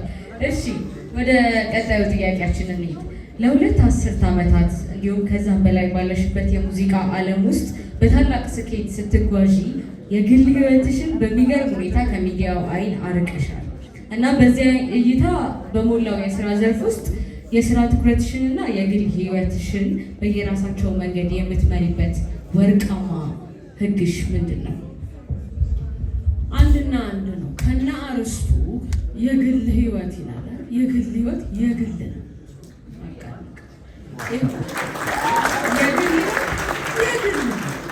አደባባይ ላይ እኔ አይሰጣም ብዬ ከማምንበትና እንደ ህግ የምወስደው ነገር ቢኖር የኔ የግል ህይወት የኔ ጣራ ላይ ልውጣ፣ ጣራ ላይ ልሰቀል፣ የፈለግኩትን ላድርግ። ይሄ የግል ህይወቴ ነው። እኔና ህዝብ የሚያገናኘን ሙዚቃ ነው። በሙዚቃ ነው የምንገናኘው፣ በስራ ነው የምንገናኘው። የግል ህይወቴ አንዴ አደባባይ ላይ ማውጣትም መብት ያለኝ አይመስለኝም ሁሉ። ምክንያቱም ልጆችም ወገኞች ናቸው። ኤክስፖዝ አታርጊን ይሉላል። ድንገት ለራሴ እንኳን ለስልኬ ፎቶ ላነሳ ደግሞ ኤክስፖዝ ልታደርጊ ነው አይደል ይላሉ። እነሱ ራሳቸው አዌር ናቸው። ግን እኔ ብዙ እንትን አለ ብዙ አላወራም። የግል ህይወቴ የግል ነው በሚለው ትልቁ ህግ ነው። ስራ ደግሞ ስራ ነው። እኔና ህዝብን የሚያገናኘን ስራ ስለሆነ ስራዬ ላይ ነው ማተኩረው። ስራዬ ላይ ለህዝብ የማቀርብበትን መንገድ ተጠንቅቄ ስራ አለው። ከዛ በተረፈ ሌላው መስመር አለ ማለት ነው። እንደሰማችሁት ነው። የግል ህይወት ምንድን ነው? የግል ህይወት የግል ነው። እሺ ወደ ቀጣዩ ጥያቄያችን እንሂድ። በ2008 ዓ.ም ከተለቀቀው አልበምሽ የፍቅር ግርማ በፊት ለተወሰነ ጊዜ ከሙዚቃው መድረክ ርቀሽ ነበረ። እናም ለእናትነት ለቤተሰብ ከመድረክ የራቅሽባቸው ጊዜያት በህይወትና በስኬት ላይ ያለሽን አመለካከት እንዴት ቀየረው? አይ ርቄ የነበረው በእንትን አይደለም፣ እንደ ድንግ በቃ እንዲሁ ዝም ብሎ ኑሮ ውስጥ መግባት እና ሌሎች ነገሮች ማድረግ እንጂ ታልሞና ታቅዶ የመጣ ነገር አይደለም። በእርግጥ ልጆች ሲመጡ ከባድ ነው። እንደ ህግ አድርጌ የሚወሰድኩትም የተወሰነ ሰዓት ስራ አቁሜ ነበረ ልጆች እስኪጠነክሩ ድረስ። ያው መንታ ልጆች ናቸው የነበሩ፣ ወንዶች ናቸው። መንታ ሆኖ ወንድ ያው መንታና ወንድ የሆናችሁ ታውቃላችሁ። እና ብዙ አቴንሽን ይጠይቃል። ብዙ ቀልብን ሰብሰብ አድርጎ ልጆች ላይ ማሳረፍ ነበረብኝ። ሲቀጥል ደግሞ ሌሎች ማህበራዊ ጉዳዮች ላይ ውስጥ ተጠምጄ ነበር። ታስቡ ከሆነ ሴቶችና ህፃናት ጉዳይ ላይ ሳላስበው ይዞኝ ጭንጥ ብሎ የገባበት ሞመንት ነበር ያኔ እና አስቤው ሳይሆን ያው አንዳንዴ የህይወት መንገድ ይዞሽ እንትን ይልና አልጠፋም እኮ ከሙዚቃ ላይ ያው አደባባይ ላይ እንደ ድሮ ፍሪኩዌንት ላይ አልወጣሁም እንጂ ማታ እሰራለሁ፣ ኮንሰርቶች እሰራለሁ። በተረፈ ግን ፕሮዳክሽን ላይ ለጊዜው አልተሳተፍኩም ነበር እንጂ ነበርኩ ሙዚቃው እና ለሁለት ተመልካቾች ጥያቄ ድል ሰጣለሁኝ። ጸግዬ ወዳጅ አድናቂዎችሽ በአዲስ ስራዎችሽ ጆሮአቸውን ለማድረስ በጉጉት ይጠብቃሉና ቀጣዩ የሙዚቃ ምዕራፍሽ ምንድን ነው? በቅርቡ አዲስ አልበም፣ ነጠላ ዜማ ነው? ኮላብ ተደርጎ የተሰራ ስራ ነው? ምን እንጠብቅ? ሌላኛው ጥያቄ ደግሞ እንደ አንድ ስኬታማ የሙዚቃ ባለሙያ እንደምታዩ የዩኒቨርሲቲ ተማሪ እና ወጣት እድሜ ላይ ያለን ሰዎች ነን ያለ ነው እና ለባለ ህልሟ ለነበረችው ጸደኒያ የመከርሻትን ምክር ብዙ ህልም ብዙ ችሎታቸውን ይዘው ለመራመድ የቆሙትን ወጣቶች ምን ትመክሪያለሽ? እሺ አዲስ ስራ ይዤ እየመጣሁ ነው ታውቋል። እንግዲህ ድጋፋችን ዩቲዩብ ያው እንደተለመደው አሁን ላይ ዩቲዩብ ቻናል ላይ ነው የምንለቀው። ዩቲዩብ ቻናላችን ላይ ዩቲዩብ ቻናሌ ላይ ታገኙታላችሁ። ሰብስክራይብ እንድታደርጉ በዚህ አጋጣሚ መልዕክት አስተላልፋለሁ። ኦልሬዲ እየጨረስኩ ነው። እንግዲህ እንደ ሙያ ወይም ደግሞ እዚህ ሙያ ላይ ለመቀጠል የሚፈልግ ጥበብ ላይ ለመቀጠል የሚፈልግ የትኛው ሙያ ላይ ለመቀጠል የሚፈልግ እንግዲህ ልመክር የምችለው ያልተሳካ ህልም ማለት ነው። አሁን ህልም እናልማለን እንዲህ ነው መሆነው እንላለን አይደል? ያ ነገር ካልተሳካ ሪዘንትመንት ነው የሚሆነው። መጥፎ በቃ ውስጣችሁ ቁስል ጥሎ ነው የሚያልፈው እና ህልምን ከማሳካት ወደኋላ እንዳትሉ። እውነቴን ነው የምነግራችሁ። ምክንያቱም እዚህ ምድር ላይ ስንኖር ኢንተረስቲንግ ማድረግ አለብን ኑሯችንን። ይቅርታ ብታደርጉልኝ we have to make our life interesting። ታዲያ ለምንድን ነው እዚህ የመጣ ነው አይደለም? ፈቅደንና አውቀን ወይም ተነጋግረን ወይም ውል ፈርመን አይደለም አይደል የመጣ ነው። we're here እንግዲህ ተከስተናል እዚህ ምድር ላይ ከተከሰትን ህይወታችንን ወጣም ወረደ ማጣፈጥ የኛ ግዴታ ነው። ተጠያቂው እኛ ነን። ኤክስተርናላይዝ ማድረግ፣ ኮምፕሌን ማድረግ፣ መንግስት እንዲያደርግኝ እንትና አይመለከታችሁም። መንግስት መጥቶ ፍትፍቶ አይበላችሁም። መንግስት ስርዓት ነው የሚዘረጋው። በእርግጥ ግን you have to go against everything። እኔ አለቃ አልወድም ልንገራችሁ፣ አለቃ አልወድም። አለቃ ስለማልወድ ነው ይሄ ተቀጥሮ መስራት የሚባለውን ነገር አንደኛ ከህይወቴ ላስወጣ የፈለኩት አለቃ ስለማልወድ ነው። ሜጋም እያለን የነበረችኝን ትንሽ ቆይታ ከአለቃ ጋር ባለመግባባት ነው የተባረርኩት። ሲስተም ያፍነኛል። ያው የኪነ ጥበብ ሰዎች ስትሆኑ ታውቁታላችሁ። ሲስተም ያፍናል። ወይም የኪነ ጥበብና ሙዚቃ በተለይ የራሱ የሆነ መንግስት ነው ያለው፣ የራሱ የሆነ ኤነርጂ ነው ያለው እና ማወቅ አለባችሁ ምንድን ነው የሚጠይቀው። ያ በጣም ኮሚትመንት ይጠይቃል። በነገራችን ላይ ዲሲፕሊን ይጠይቃል፣ ኮንሲስተንሲ ይጠይቃል። ኦሎፈሳድን ተነስቶ የሚኮን ነገር የለም እና የራሷ ስርዓት እንዳላት አውቀን በዛ ስርዓት ውስጥ እንዴት ነው ራሳችንን ይዘን የምንሄደው ማለት የኛ ፋንታ ነው። ምክንያቱም በአንድ ሀገር ውስጥ ይሄ ፖለቲካል መንግስት አለ፣ ኪነ ጥበብ ደግሞ ራሱን የቻለ መንግስት ነው የሚባለው አይደል እንዴ? እዛ መንግስቱ እንዴት ነው ኤግዚስት የምናደርገው? እኛ እንዴት ነው አሻራችንን የምናሳርፈው? እንዴት ነው ላይፋችንን ኢንተረስቲንግ የምናደርገው የሚለውን ነገር የራሳችሁ ጉዳይ ነው። የራሳችሁና የራሳችሁ መመሪያ፣ የራሳችሁ ኮሚትመንት፣ የራሳችሁ ቆራጥነት ነው።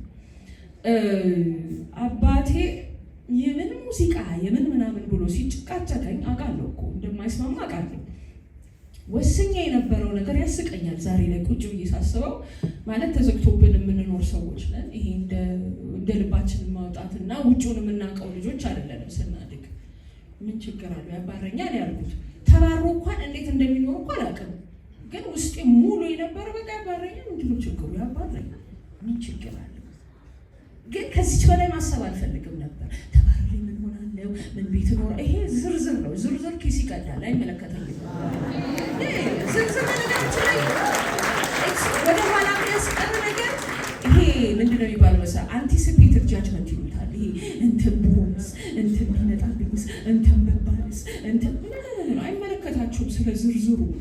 ዋናው ውስንነት አደረግና ያንን ውሳኔ አስኬደዋለሁ። በቃ አለቀ። ራሱ መንገዱ ይከፈታል እና ውሳኔ የምትፈልጉትን አጣርቶ ማወቅ፣ ያወቃችሁትን ለማድረግ መወሰን፣ ከዛስ ዲሲፕሊን፣ ኮሚትመንት፣ ኮንሲስተንሲ በቃ ግዴታችሁ ይሆን።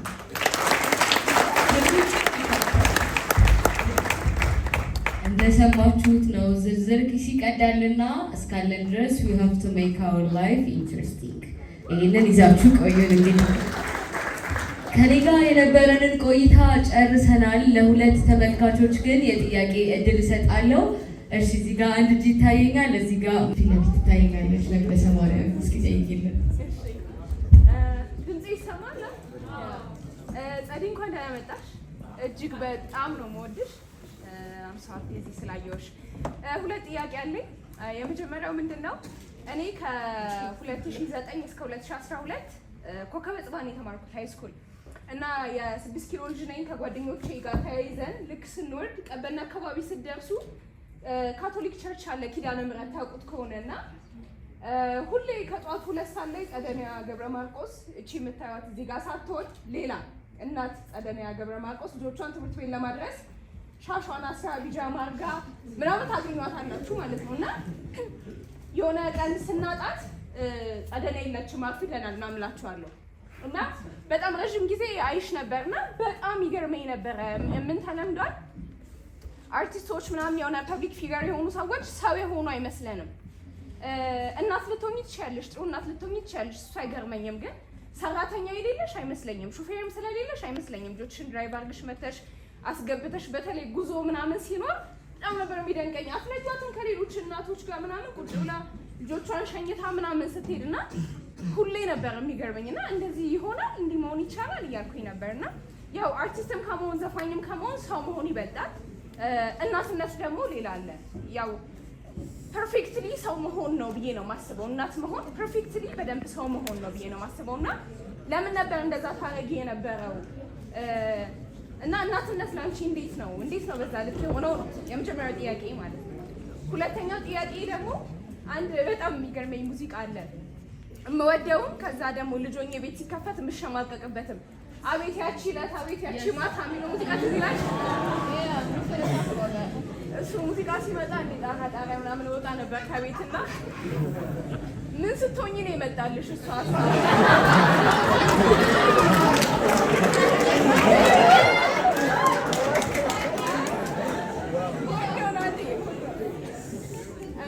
የምሬ ነው እውነት። አንደኛ በጣም የሚገርም ሀሳብ ነው። እኛ ግን የምናደርጋቸው ነገሮች ልክ ስናወራቸው ታቡ ይሆናሉ። ነገሩ ስርዓት የሰው ልጅ አንዱ ስርዓት ባዮሎጂካል ስርዓት ሶሻል ስርዓት መሆኑ ይቀርና ልክ እንዲህ መወራት ሲጀምር ብልግና ይሆናል። ዘፈን በጣም የሚገርመኝ አንዱ ነገሩ ማለት አድቫንቴጁ አት ሴም ታይም ዲስአድቫንቴጅ ሆኖ ይመጣል። የዘፈን አድቫንቴጁ ማድረሱ ነው። በ2 ደቂቃ 3 ደቂቃ ምናምን ማንኛውም ሰው እንዲሰማው ማድረሱ ነው። አት ሴም ታይም ደግሞ ታክሲ ውስጥ ተከፍቶ ከ18 ዓመት በታች ምናምን ብለሽ የምታግጅበት ነገር አይደለም። ሰምዌር ሊሰማ ይችላል እና እሱ ቻሌንጅ አላረገሽም ወይ? ከወጣ በኋላ ምን አይነት እንትኖች አገኘሽበት? ምን አይነት ኮመንቶች፣ ኮምፕሊመንቶች ምናምን አገኘሽበት የሚለውን ነው። ቴንክ ዩ።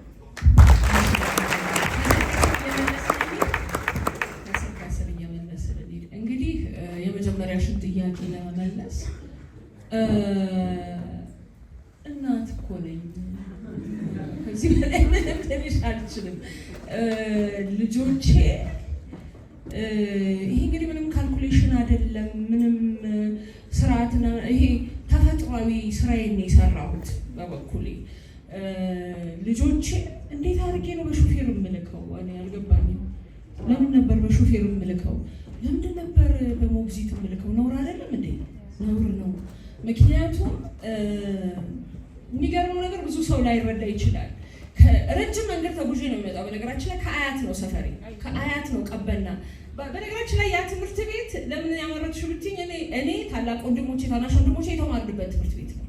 ካቶሊክ ትምህርት ቤት ተማሪዎች ነን እና በጣም አታችመንቱ ስለነበረኝ ልጆቼማ እዛ ነው የሚገቡት ብዬ ነው ያስገቧቸው። ከአያት እንግዲህ ስንትና ስንት ትምህርት ቤት አቋርጬ ነው የምመጣው እና ምኑ ደስ ይለኛል መሰለሽ? አቤት ከልጆቼ ጋር የሚኖረኝ ያቺን 1 ሰዓት ከምናምን ድራይቭ 1 ሰዓት ከምናምን ነው የሚፈጅብን። በነገራችን ላይ ትራፊኩ ማለት ነው። የማንቀባጥረው የማናወራው የለም፣ የማንሰማው ዜና የለም፣ የማንሰማው ሙዚቃ የለም። ይሄ በጣም ከልጆቼ ጋራ ይሄ ጥሩ እውነተኛ ታይም የምናሳልፍበት ጊዜ ነው። ቤት ውስጥማ አንተ አታርፈም ወይ አንተ እንትን ወይ ናብላ ናጠጣ ናተኛ ስንል ነው ስንጨቃጨቅ ነው የምንውለው። ትምህርት ቤት ስንሄድ ግን የክፍል ትምህርት ቤት ጉዳይ ይነግሩኛል። አስተማሪ እንዲህ ብሎ ይወራል፣ ሙዚቃ እንሰማለን፣ ዜና ስፖርት ደግሞ ይወዳሉ። ስፖርት ዜና ይከፈትላቸዋል ምናምን። አሪፍ ታይማችን ያቺ ሰዓት ነች። የሚገርምሽ ነገር በጣም ኤንጆይ ማረጋት። ከዛ የሆነ አደጉና ያው እንደመጎርመሳሉና አረኛ ከዛ ትምህርት ቤት አስወጣኋቸው። ያው እንደጠበቅኩት አልሆነልኝም። ያ የልጅነቴን ሜሞሪ አላመጣ ሲለኝ ሰፈር ያለ ትምህርት ቤት አስገቧቸው። ሰፈር ትምህርት ቤት ገቡና ያው እንደመጎርመስ ሲሉ ኧረ በቃ ማማኛ ኧረ በእንትን እንሂድ ማለት ጀመሩ ማለት ነው። በሰርቪስ እንሂድ ማለት ተጀመረ። ከፋኝ። በስመ አብ እንዴት እንደከፋኝ ልነግርሽ አልችልም። እንጂ ያልኩኝ በቃ ያቺ አታችመንት የጠፋችብኝና በኋላ ላይ ግን ወጣሁ ከዛ ሀሳቤና እንዴ አደጉ እኮ እነኝህ ልጆች እንዴ በቃ እያደጉ ነው፣ ጓደኛ እየፈጠሩ ነው። 2 ዓመት ነው ምናምን ነው እንጂ በጣም ረጅም ዓመት ነው ያመላለስኳቸው። ረጅም ዓመት ሳመላለስ የነበረው እና የኔና የልጆቼ ጊዜ ነው እና እንደውም ብዙ እናቶች እና ብዙ አባቶች መመከር ራስ ለማመላለስ ያለብህ ግዴታ ነው። እስኪያድጉና ጎርምሰው ኧረ እንደው ምናምን እስኪሉ ድረስ ግዴታ ቤተሰብ ማመላለስ አለበት። ይሄ በቃ ይሄ እኔ ዓላማና ኢላማ ህጌ ነው። ለዛ ነው ሲሄድም ደግሞ ልክ ነው ካልጋ ተነስተን ምናምን በቢጃማ ሰው ነኝ እኮ ማርዬ ዘፈን። ምክንያቱም ሙዚቀኛ ከመሆኔ በፊት ሰው ነኝ፣ ሴት ነኝ። በቃ ሌላ ምንም አይደለሁም። ማንም ነው። ምን አለ መሰላችሁ ላይፋችን ያን ያህል የተለያየ አይደለም። አዎ እኛ ትንሽ ነው የሚበቃን። በነገራችን ላይ ኪነ ጥበብ ሰዎች ስንሆን ያው ታውቁታላችሁ፣ እኛ ብዙ ነገር አንፈልግም። ኦልሬዲ ሙያው ስፒሪቹዋሊ ከፍ የሚያደርግ አይደለም፣ እረፍት ይሰጣል ሙያው ራሱ እና ዊሮኒ ዳማች ያን ያህል ሀብት አንፈልግም። ያን ያህል መመጻደቅ አይሮን ሆኔ እንደዛ ነው ማስበው፣ ስለሌላው አላውቅም። እና በቢጃማና በነጠላ ጫማና በሻሽ ስለወጣው እንደማትንቂኝ አውቃለሁ፣ ይገባኛል፣ እኔ አውቃለሁ። እና ከናቅሽኝም ደግሞ ቱ ባድ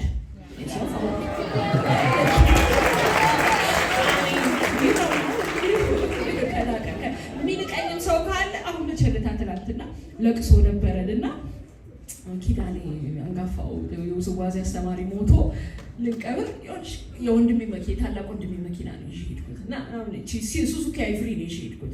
የአማኑኤል መርካቶ ማለት አንቺ አይመጥነሽም አለ አንዱ መጣና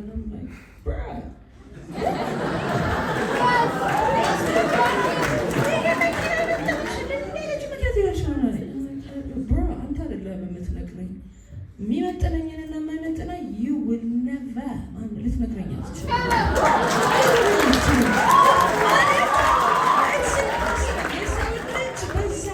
በቁሳቁስ አይደለም የምትገምተው።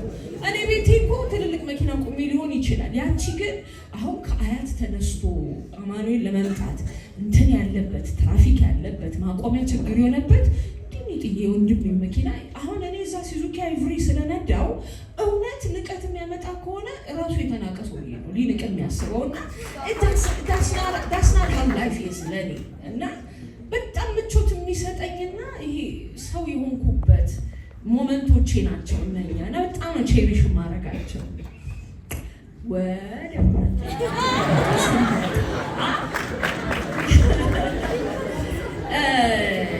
አቤት ያቺ ማታ በጣም ሪስፔክትፉል በሆነ መንገድ ነው የገለጽኩት።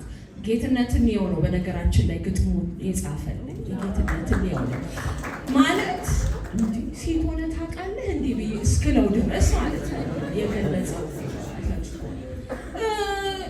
ባይ ዘ ዌይ በጣም ከፍ ያለ መለኮታዊ የሆነ ስርዓት ነው። and I love making love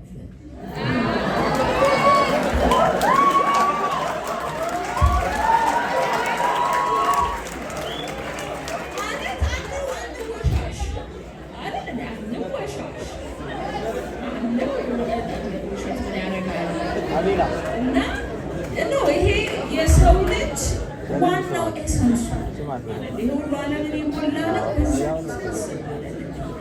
ኢትስ መለኮታዊ ኃይል ነው እና ሪስፔክትፉል በሆነ መንገድ ግዴታ ደግሞ ሴት ልጅ የምትሄድበት ሂደት ክብሩንም ለመግለጽ ነው። በነገራችን ላይ ያው የሰው ልጅ እንደው ደርቲ ማይንድ ስላለን ነው። በነገራችን ላይ በጣም ብዙ ሰዎች ኮመንት ሲያደርጉ ሶሻል ሚዲያ ላይ በጣም ሰው ሳይቆጣሽና ሰው ሳይናገርሽ ያለፍሽበት ህመሜና ይሄ ሙዚቃ ይገርመኛል ይላል ብዙ ሰው። የኢትዮጵያ ሕዝብ እኮ አክሴፕት አድርጎሻል because it's the truth isn't it?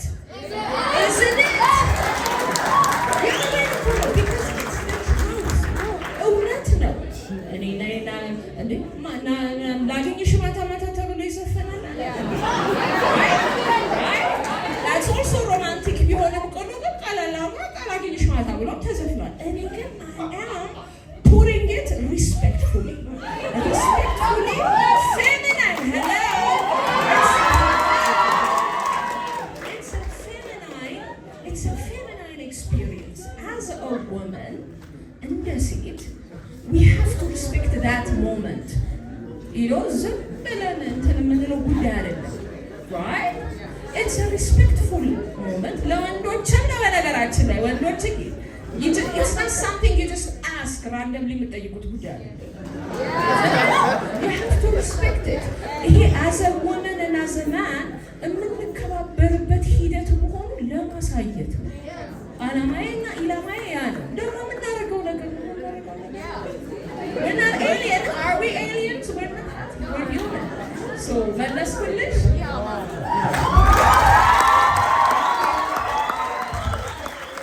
እኔ ግን እዚህ ጥያቄ ላይ ተደርቤ አንድ ጥያቄ ልጠይቅ ነው። በትንሹ ቢሆን እሱን ሙዚቃ አንጎራ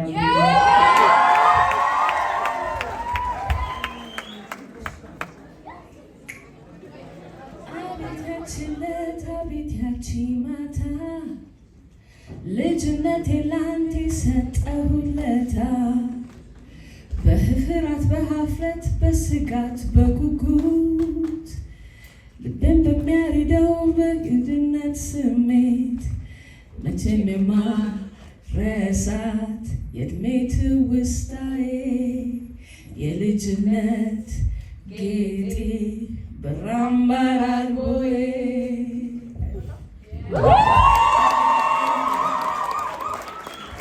ሁለተኛው ጥያቄ ደግሞ ምናልባት ተያያዥነት ያለው ሶስተኛው ጥያቄ ሊሆን ይችላል፣ አላውቅም። ግን አሁን ስታነሺልን ነበር አቤታችን ለት ጌትሽን የሰጠሽ ትልቁ ሰው ጌትነት ነው ማለት ነው።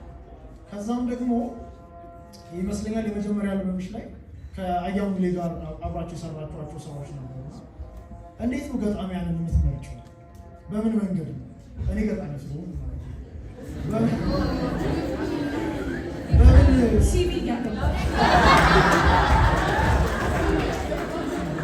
በምን መንገድ ነው የምትመርጪው? ለወጣቶች እድል ትሰጫለሽ ነው ወይስ ከትልልቆቹ ጋር መስራት ነው? ከዛ ደግሞ አያይዘሽ እንድትነግሪኝ አያሙሌን በግሌ በጣም ነው የምወደው እና ይሄ ትውልድ ቢያውቀው የሚደነቅበት ሰው ይመስለኛል እና ትንሽ ስለ አያሙሌ ብታጫውች ትንሽ ምናልባት በነበራችሁ ቆይታ ምን አይነት ሰው ነበረ አያሙሌ? ስለሱ ብዙ የተጻፉ ነገሮች አሉ፣ ግን ሩቅ ናቸው ለእኛ ትውልድ። ምናልባት ከዘመኑ ቀድሞም የነበረ ሰው እንደሆነ ይሰማኛል አያሙሌ እና ስለሱ የተወሰነ ነገር ብዬ አስባለሁ።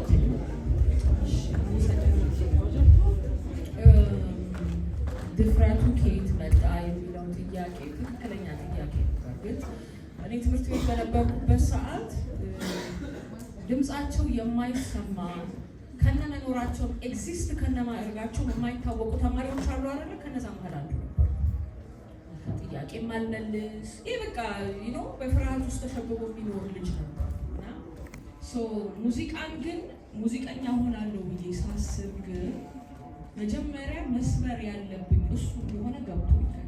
ምክንያቱም ሙዚቀኛ ሆኖ መሽኮርመል እና መፍራት እና መሸማቀቅ እንደማያስኬድ ስለገባኝ ሙዚቃን አንደኛ የምወድበት ምክንያትና አንድና አንድ በነገራችን ላይ ሙዚቃን ሳስብ ፕላን ኤ ፕላን ቢ ፕላን ሲ አልነበረኝ።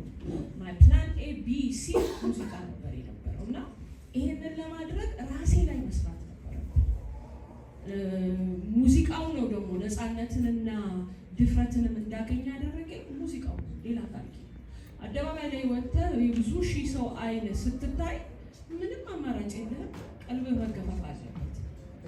እነ ድምፅ ሊሆነኝ ማለት ቃላትን አገጣጥሞ ራስን መግለጽ መቻል፣ ራስን ማስረዳት፣ ራስን ማብራራት፣ ፓብሊክ ላይ ቆሞ መጋለጥን እንድለምድ ያደረገኝ ሙዚቃ ነው እና ድፍረቱን የሰጠኝ ሙዚቃ ነው። ሌላ ምንም ነገር አለ።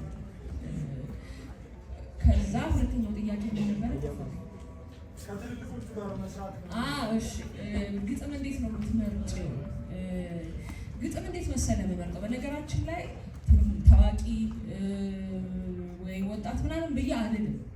ስፔሻሊ ቢሰጠኝ ላይ በተለይ ቢሰጠኝ አልበም ላይ አብዛኛዎቹ ወጣቶች ናቸው፣ በጣም ጀማሪ ልጆች ናቸው የተሳተፉበት እና ግጥም እንዴት ነው የምትመርጪው ብለህ ላልከኝ የሚመጣልኝ ግጥም ሳነበው ሙሉ ስሜት መስጠት አለበት። አሁን አሮን ነው እንግዲህ ሌላው እንዴት እንደሚመርጥ አላውቅም። ቤት ስለመታ ወይም ደግሞ ከዜማው ጋር ስለተላከከ ብቻ አይደለም። ግጥም ራሱ ሲነበብ ራሱ ዜማ አለ። አይገርምሽም? ሙሉ ራሱ የሚቆም ግጥም ብዙ አለ። እሱ ከሆነ እንደሱ ካልሆነ አልቀበልም። ማንም ይጻፈው ነው ግድ አይደለም። የማነበው ግጥም ግን ኦ ማይ ጋድ ተስፋ ላይ በቃ አለቀ።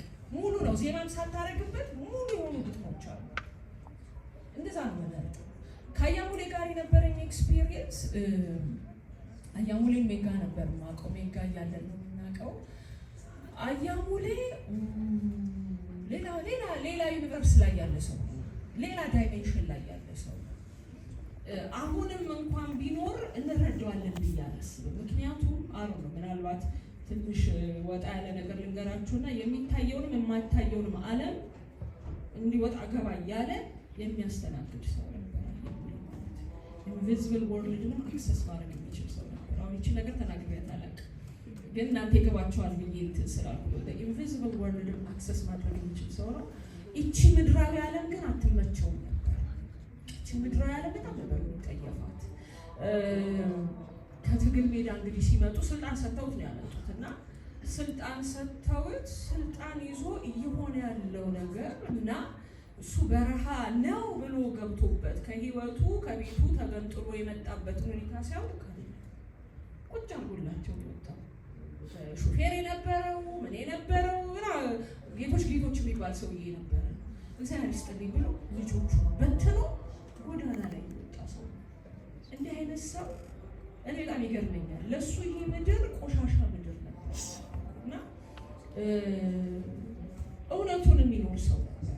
እኔ ሳገኘው ይችኛዋ ኤሰንስ እንጂ የገባችኝ አብዛኛውን ጊዜ የሚጽፍልኝ ነገር ስለማይገባኝ እንደገና ቁጭ ብዬ አስቀባጠረው ነበር። ምክንያቱም ወደ መሬት እንዲያወርድልኝ ይፈልግ ነበር። በሌማን ቋንቋ እንዲያወራልኝ ይፈልግ ነበር። ግጥሞቹ ሳነባቸው ደስ ይላሉ፣ ግን ያግራራልኛል። ያቺ ይሄ ጥቅል የሆነች ስሜቷን እረዳው ነበር እና ደስ ይለኛል። ሲያወራ ሲጫወት የሚያውቀው የሙዚቃ አይነት የሚያላነበበው መጽሐፍ የለም እና ቁጭ ብሎ ሲያወራና ሲተነትን እንደ መስማት የሚያስደስተኝ ነገር ነበረ። አያሙሌ ጋር በጣም ነበረ ረጅም ጊዜያችንን ቤተክርስቲያን ገንዴን አልበም ስሰራ በጣም ረጅም ጊዜ ነው ከእሱ ጋር ያሳለፍነው እና እንዲህ በቀላሉ የምትረዳው ሰው አይደለም አያሙሌ። ለዚህም ነው ሳንረዳው ያለፈን። አሁንም ቢኖር ሳንረዳው የምናልፈው ሰው ነበር የሚሆነው። ከዚህ እሱ ሌላ ሌቭል ላይ የነበረ ጎዳና ተዳዳሪና ልጆቹ ልዩነት የላቸው። አንተ ልጆችን እንዴት አልሰበስብም እንዴ ስትለው ይህ ማለ የምችለኝ ልጅ ሆነገባኝ ብሎ ነው የሚሄድ። አታችመንት ለምንም አታችመንት የለው፣ ለልጆቹ እንኳን አታችመንት የለው። ምክንያቱም ሰው ነው ስለሚያ ጎዳና ላይ ተደፍተው የሚኖሩት ያሳዝኑታል። ልጆቹ በራሳቸው መንገድ ይኖራሉ። ይሄ ከነሱ ጋር ነው የሚውለው። ህይወትን ነው በጥበብ እየገለጻት የሚኖር ሰው ነበር እና አንደርስታንድ ሳናደርገው ያመለጠን ሰው ቢኖር አያሙሌ ነው። ጨረሱ እናመሰግናለን። ከኔም ጋር ለነበረን ቆይታ ከልብ አመሰግንሻለሁኝ። አሁን በመቀጠል የባህል ማዕከላችንን ዳይሬክተር ረዳት ፕሮፌሰር ተስፋዬ እሸቱን ወደ መድረክ ጋብዛለሁኝ። የ50 ዓመታት ስፖንሰራችን የሆነው ኮካኮላን እና ታምኮን ሶፍትዌር ሶሉሽንን ከልብ አመስግኑልን። እናመሰግናለን ጸዴ፣ እንግዳችን ስለሆንሽ እባክሽ አረፍ በኋላ ስለምናመሽ ብዙ አይደለም። እሺ ማመስገን ያስፈልጋል። ለምንድን ነው የምናመሰግነው? 57ኛ ሳምንታችን ነው። 57ኛ ሳምንት እንድንደርስ ያገዙን፣ በተለያየ መንገድ ያገዙን እናመሰግናለን። የመጀመሪያው ኮካ ነው። ኮካን አመስግኑት ባካችሁ።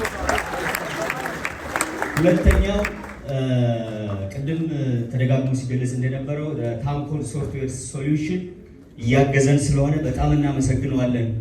ታምኮንን አመስግኑልን ባካችሁ። በተለይ ታምኮን ቅድም ዶክተር ኢዛና ሲያወራ እንደነበረው የዚህ ዓመት መዝጊያ በጣም በትልቁ ነው ያሰብነው፣ የዚህ ዓመት የምንዘጋበትን።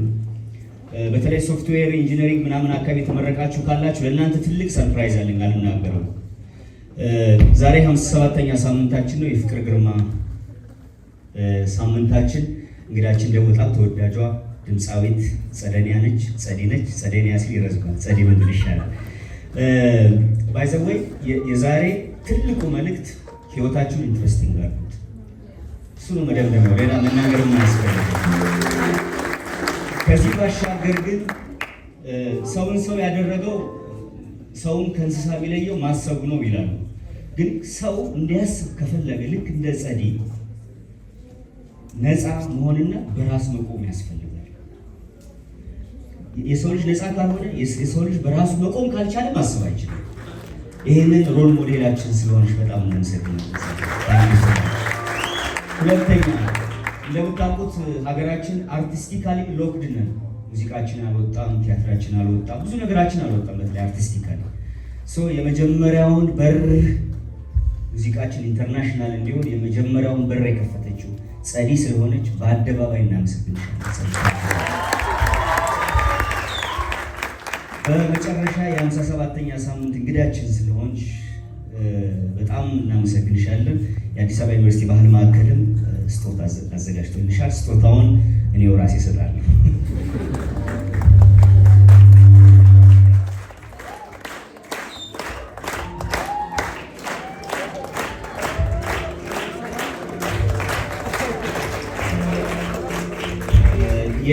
ከዚህ በኋላ እኔም አላስፈልግም፣ ጸዲ ብቻ ነው የምታስፈልገው። እንዴት አገኛችኋት? ፕሮግራም የመራችሁ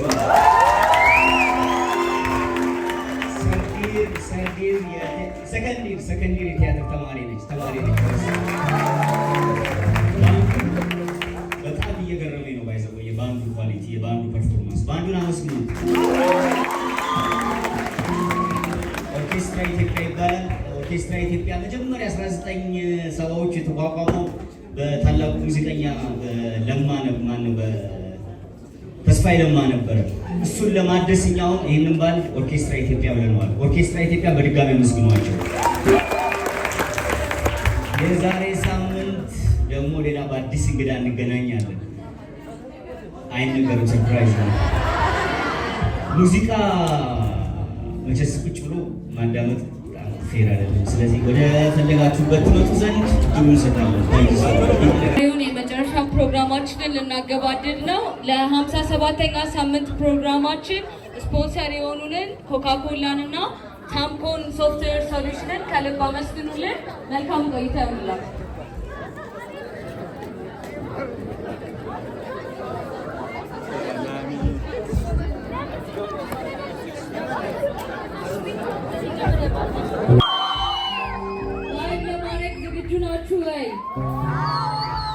ለዛሬዋ እንግዳችን ጸደንያ ገብረ ማርቆስ ማይኩን እሰጣለሁ።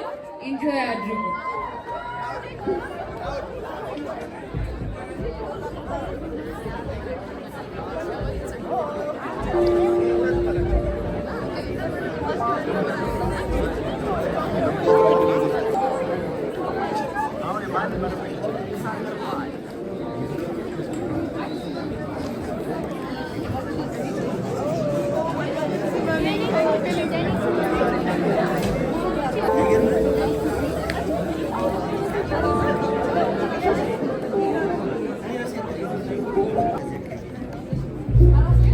ዝግጁ ናችሁ?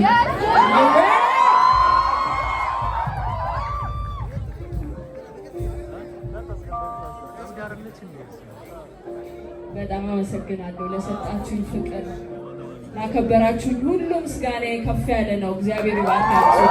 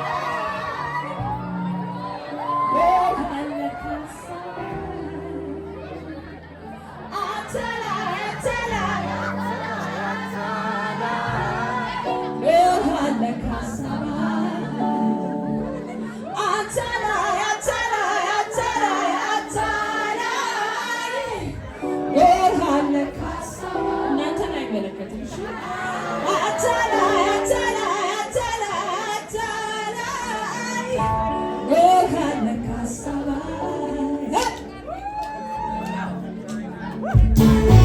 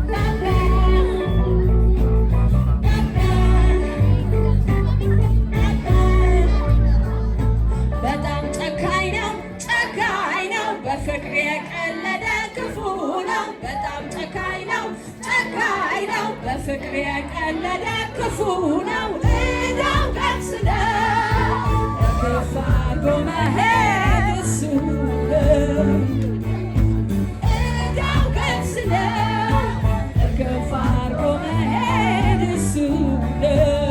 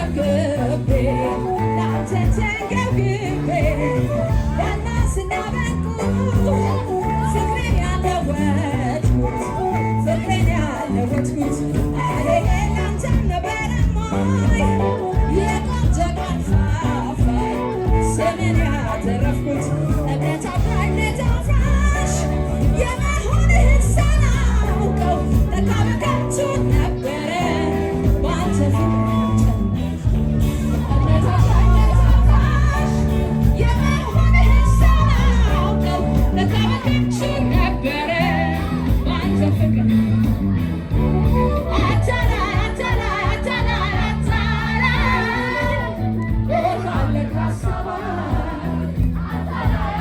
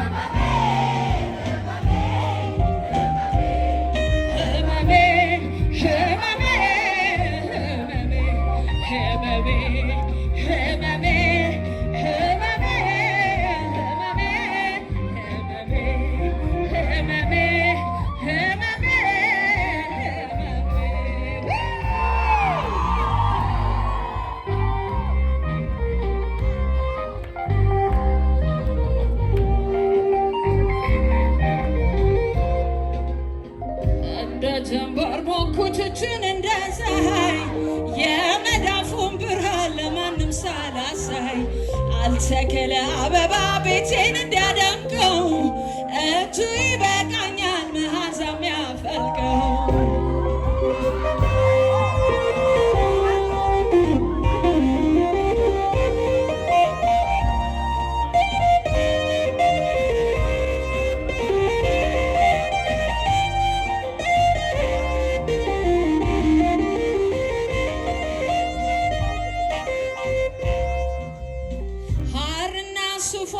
እጅና መዳፉ ነፍሴን ያሞቃት ሰብስቦ በቅፉ ፈወስኩኝ አንድም ተደገፍኩኝ በእጁ በመዳፉ ስንቱን ተሻገርኩኝ እንዳማረ ሸማ እንዳማረ ፈትል ይደምቃል ገላዬ ከሱ ጋር ስውል ማናለ በምድር እንደኔ የረታ በወዳጁ መዳፍ